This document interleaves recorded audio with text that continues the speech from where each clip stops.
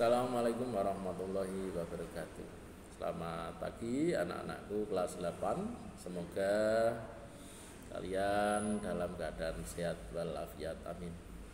Mengawali pelajaran pada pagi hari ini di kelas 8 semester 1 2021-2022. Mari kita awali dengan membaca basmalah. Bismillahirrahmanirrahim. Anak-anak yang saya cintai dan saya banggakan, pada materi kelas 8 semester 1 ini kita mengawali di materi interaksi keuangan antar negara ASEAN. Kita tahu anak-anak, ASEAN adalah salah satu organisasi yang bentuknya kerjasama antar dua negara atau lebih dalam hal ini untuk mencapai tujuan bersama. Untuk ASEAN sendiri itu kepanjangan dari Association of Southeast Asian Nation. Ya. ASEAN ini berdiri tanggal 8 Agustus 1967, tepatnya di Bangkok, Thailand. Ya. Secara peta wilayah bahwa negara-negara yang tergabung di ASEAN ini berada di wilayah kawasan Asia Tenggara. Nah, negara-negara mana saja yang tergabung di ASEAN atau organisasi ASEAN ini kita lihat di peta ya. Ini ada Indonesia, ada Malaysia, terus ada Brunei Darussalam, terus kita naik ke atas ini ada Kamboja, ada Thailand, ada Laos, ada Vietnam, ada Myanmar ya. Jadi kalau dilihat di peta ini negara-negara ini adalah negara yang berada di kawasan Asia Tenggara ya. Kita lanjutkan anak-anak ya.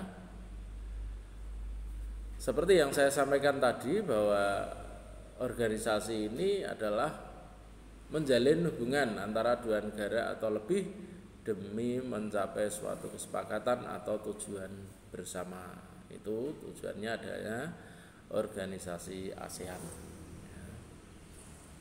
Kemudian yang mendasari adanya sebuah kerjasama antar beberapa negara ASEAN diantaranya adalah setiap negara itu memiliki keunggulan dan kekurangan masing-masing, sehingga di keunggulan dan kekurangan masing-masing disinilah kesepakatan terjadi untuk saling memenuhi kebutuhan antara satu negara dengan negara lain dengan membentuk sebuah organisasi yang dinamakan ASEAN.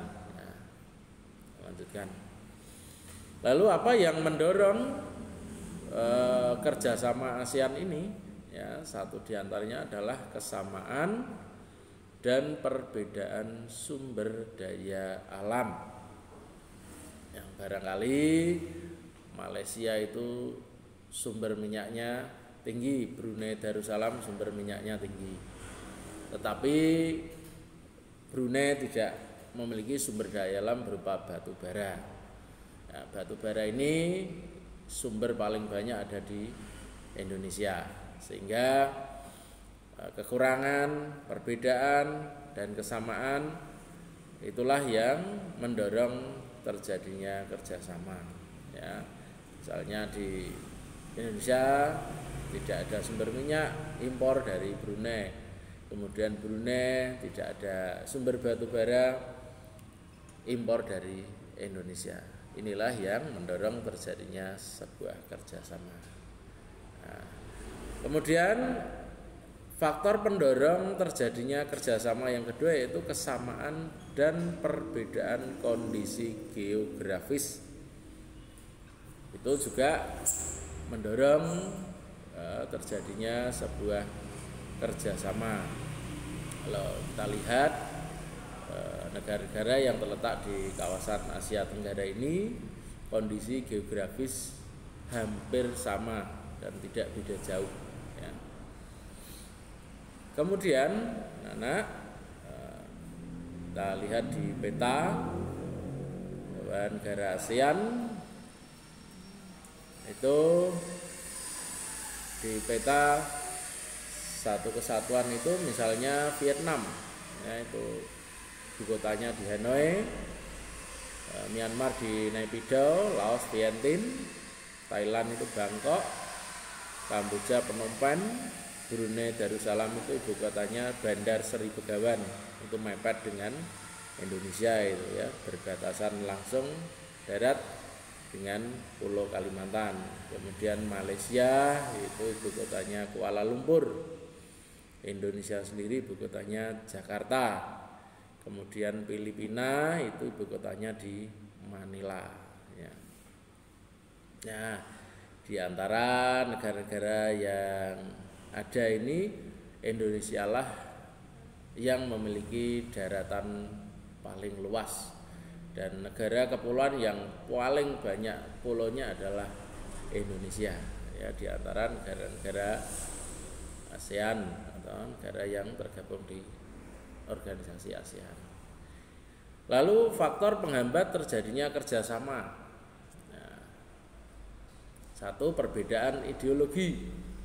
Ya, karena Indonesia ini kita tahu ideologinya adalah Pancasila.